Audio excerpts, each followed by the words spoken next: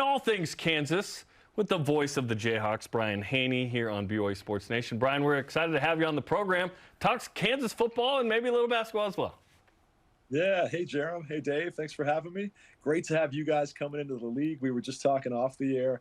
I think in all sincerity, of the four schools coming in, I'm most excited about BYU, from your national brand and reputation to the chance to see such a beautiful place like Provo on a regular basis. All four schools are great additions, but I'm probably most excited about BYU for sure. Brian, paint a picture for us. September 23rd, BYU's in your stadium. It's the first Big 12 game for the Cougars. We anticipate a lot of BYU fans finding their way into that place. What kind of environment can the Cougars expect?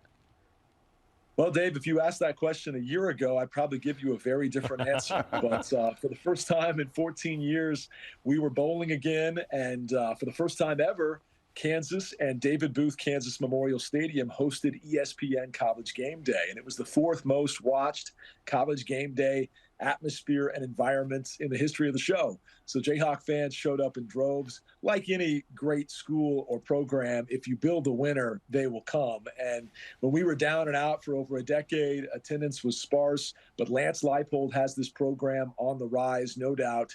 And consequently, you know, the fan base, the 12th man, is piling on board as well. They're actually in the midst of renovating Kansas Memorial Stadium, and it's a whole 11th and Mississippi project, which is the intersection that the campus entrance and stadium is located at. So when you see it for the first time, it won't be what it will be in a couple of years, but change is coming for the first time in about 100 years to that stadium. And we're really excited about a state-of-the-art facility that'll be here very soon for Kansas football, and the atmosphere to back it up with a winning program that's only been to back-to-back bowl games once in its history. But that's what they're setting out to do next season, with a quarterback in Jalen Daniels that we feel is a legitimate Heisman Trophy contender, and a program that returns all of their assistant coaches. Forget this, guys. The first time in 20 years we've had every assistant coach come back. That's the revolving door it had been with head coaches and assistants. But right now you've got a culture that's being built, coaching and player continuity, unlike we've had since the Orange Bowl era back in 2007. And that makes for a pretty excited fan base, too. And I'd like to think it makes for a pretty challenging Big 12 opener for BYU. But obviously in this league, they're all tough. But the days of going to Kansas and just chalking up a win based on the down-and-out Jayhawks are definitely over and very much in the rearview mirror. There are no gimmies. That was what we thought was a gimme before. It's like, hey, at Kansas, that's what. Nope, that's not a gimme. And like you mentioned, Jalen Daniels, tremendous, led the Big 12 in yards per attempt, 18 touchdowns, only 4 picks passing, ran for 400 yards and 7 scores. What kind of difference can he make? Because obviously 5-0 when he's the starter, gets hurt in that 6th game, and kind of the season takes a tailspin after that. Is he good enough to single-handedly get Kansas back to a bowl game? I think he is. I think he's a future pro. I think he is everything you want your quarterback to be. He's got a big-time next-level arm. He's got the escapability and mobility when the play breaks down to make things happen with his feet. And he's got charisma, and is just a natural leader, both by example and vocally, that you want as the face of the franchise type guy. He came in and started as a 17-year-old, his first year under Les Miles, kind of got thrown into the fire, got hurt, but you saw flashes of the great potential that had their original coaching staff so excited about him. And then under Leipold, he's just taken it to a whole other level. He returns the bulk of his top weapons at both receiver and tight end from last season. He's got a first-team All-Big 12 running back coming back in Devin Neal, a kid I call real deal Devin Neal. And Daniel Highshaw's coming back from a major hip injury, too. He's a future pro. So this offense looks stacked, locked, and loaded.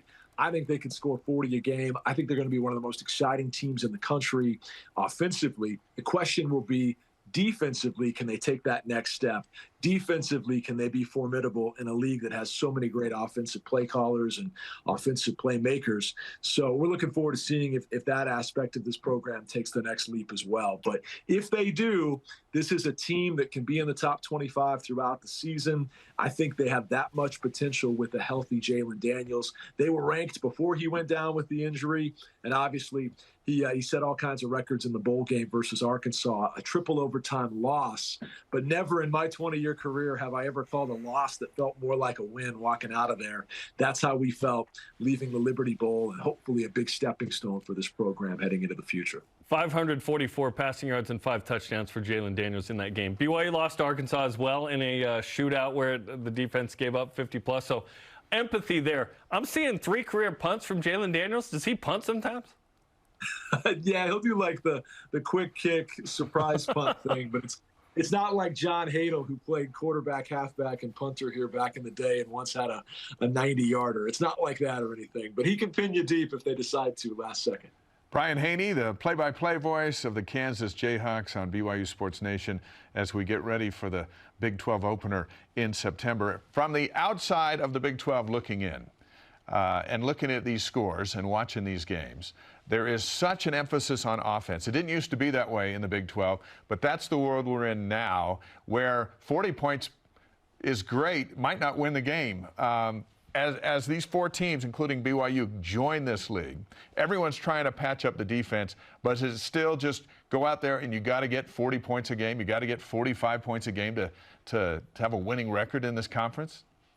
That's the way it's been. It may not always stay that way, but look at some of the quarterbacks that have come through this conference, and not all of them have had huge NFL success, but whether it's Patrick Mahomes, who's obviously the high man on the totem pole, or Kyler Murray, Baker Mayfield was a #1 overall pick. I mean, this league has produced so many big-time quarterbacks, Heisman Trophy winners like RG3, Robert Griffin, and Sam Bradford, and then other guys that have just been hugely successful NFL pros, and then the receiver talent and the running back talent, too, in this league. It's offensive star power and weaponry that makes for some really exciting Saturdays. And ever since Mike Leach came into the league, the late, great Mike Leach, 20 years ago at Texas Tech, and brought his air raid style, I kind of feel like a lot of the Big 12 offenses started to spread it out, air it out, and light up the scoreboard. Not exactly like Tech did, but similar. So it has been a offensive forward type league, more so than what you'd see, say, in the SEC, which has so many great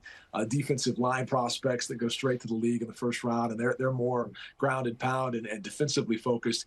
It is more of an offensive-minded league, but if you can come in and show that you've got game changers and difference makers on that defensive side of the ball, that might be the team that has the clear-cut advantage to win this league. But I think you guys are going to really enjoy the level of competitiveness, game in and game out, regardless of venue, regardless of opponent. Most nights, anybody can be had. It's that good of a league, especially now that Kansas, who was for so many years the weakest link, now that they've stepped forward and launched themselves into the middle of the pack, this is truly a league of great parity and equity, and a league where you're going to have a ton of fun each week because you truly don't know what's going to happen because the teams are that balanced here in the Big 12. And in basketball, it's even more so. The biggest challenge for BYU in any sport will be in men's basketball. It's the #1 league. We're hoping BYU can somehow win a third of its league games next year, probably. Give us a sense of what it's like in the Big 12 in hoops, and obviously what BYU fans will experience with Rock Chalk Jayhawk at Allen Fieldhouse. Yeah, no doubt. Well, obviously this is the winningest program in the history of college basketball, and we're really proud of the great Kansas tradition that Bill Self has built upon in his last 20 seasons. Up until just a few years ago, Kansas had won the Big 12 for 14 consecutive years, breaking UCLA's mark for the most consecutive conference championships of 13, of which John Wooden only coached 9. It took 3 UCLA coaches to win those 13 straight. Kansas, in a much more competitive modern era, did it for 14 straight years under Self. And while they haven't necessarily won as many national titles in that window as they'd like, this is a program that has been a 1 seed 11 of the last 18 years, if you include the pandemic year when they would have been the 1 of 1s. They're that consistent. And the league itself is very, very competitive, as you've seen in recent seasons. This past year, maybe the best example with so many teams that were in the top 25 or even top 15 of the net rankings all throughout the season. So we're excited about the additions of BYU and Houston in particular in basketball. It just makes this conference even better. But you've got a lot of teams that have produced Final Four contenders, but Kansas obviously is the flag carrier at the top of that. And so long as Bill Self is on the sidelines, and obviously we didn't have him in the postseason last year because of a health scare, but so long as he's back there, we feel like we have the best coach in the country. And Kansas, thanks to to a great spring in the portal, adding Hunter Dickinson from Michigan, Arterio Morris from Texas, Timberlake, a Towson shooting guard that we're excited to get, and then 4 fantastic freshmen. This looks like the team to beat in college basketball. It looks like they'll be preseason #1. They're right now the odds-on favorite to win it all in Vegas. So that's what BYU is walking into in terms of the Big 12 powers at the top and the competitiveness throughout. But it's a really exciting basketball league, too. Everything I said about how tough it is night in and night out in football, it's the same in the basketball side of this thing, especially now with what Jarom Tang has done in 1 season at Kansas State in revitalizing them. Everybody has the potency to beat anybody, and we found that out many times last season. So it's a really competitive league in both of the 2 major sports, and I think adding a program and an athletic department as talent-rich and tradition-rich as BYU only enhances that reputation. Well, we look forward to it. I'm not sure all of what you said was great news for BYU per se. It didn't sound like it. Yeah, when Dickinson left Michigan, I was like, oh, yeah, even more talent. No, but it's going to be fun, those challenges. And Kansas in the Marriott Center is going to be a ton of fun as well. Brian, we appreciate the time. We look forward to September 23rd. Thanks so much for the invite. We look forward to it as well, and welcome to the Big 12, guys. Thanks so much.